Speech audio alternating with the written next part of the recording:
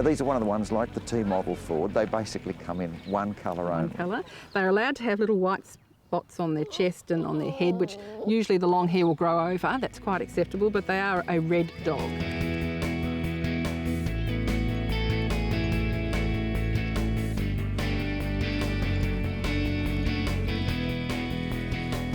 Most think of these as sort of loping, bulk, dumb dogs. Well, we've learnt that you train them at this stage when they're cute, that they respond to positive praise, they're very willing. They do get a bit distracted, so we don't recommend that you take them down the street off the lead. And that one that we dealt with on the show, I think it was Roger. Roger. And he was the one that everybody said, oh, the owner said this is the most stupid dog I've ever seen. Can't do anything with it. In something like 10 or 12 minutes, that dog was understanding a whole series of commands. You proved how quickly it was willing to learn for you. It wanted to keep quiet, it wanted to play games.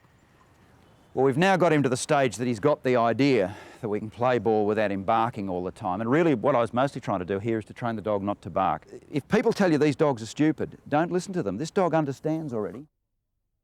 And that's the bottom line, I suppose, with them. Some dogs, you can be very severe and strict with them and it might work, but not with these. No, it's all positive praise. You can't, if you're very negative, you just end up with a big coward dog.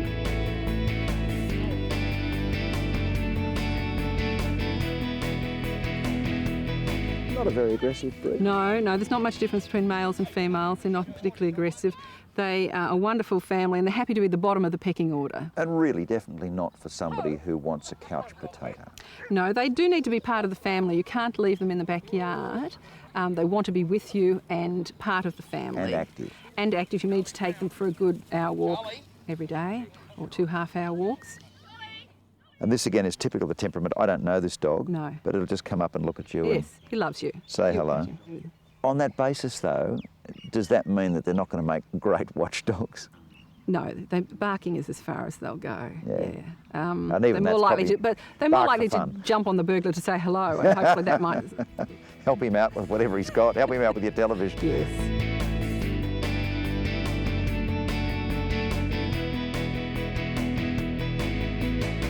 Clearly the coat is not short, but neither is it incredibly long. You're going to have some grooming to do. Yes, you need to groom under the ears and around the feet.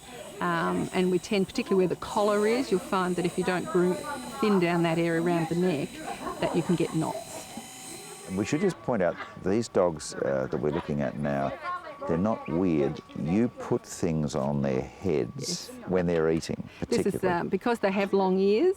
If you put what we call snoods, they've all got the scars on their neck heads so that they don't get dirty ears.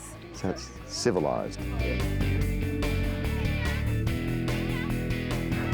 There is absolutely no excuse for anyone breeding an Irish setter with juvenile cataracts these days because there is a DNA test available. So if you're buying a pup, either make sure it's been cleared by a DNA test or both parents have been cleared prior to breeding.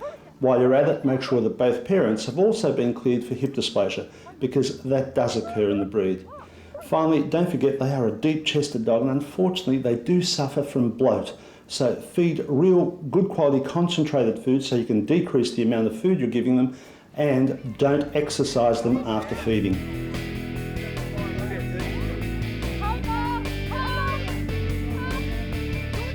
There are a number of problems that have beset the breed, but your club is taking very organised and very genuine efforts to get rid of them. Yeah, there's one called POA, which is a night blindness, progressive retinal atrophy, and the other one is an autoimmune disease, and it goes by the acronym of CLAD. It's canine leukocyte adhesion deficiency. Very good. And we've been very fortunate that there are 2 once only absolutely definitive DNA tests that just need a simple blood sample to be taken from the dogs. Everybody who has the dogs tested gets a certificate like this. Would you like to see it mandatory in the years ahead? Our club committee actually passed a resolution last year that after July this year, we will not endorse puppy sales for breeders who have not tested their breeding stock. Would you like to see other dog breeds doing similar things? Oh, it'd be wonderful. In an ideal world, that's what they should all be doing. I'd say probably we have close to 100% of our breeding stock DNA tested for these two diseases. We're in a wonderful position where we need never ever see these diseases again.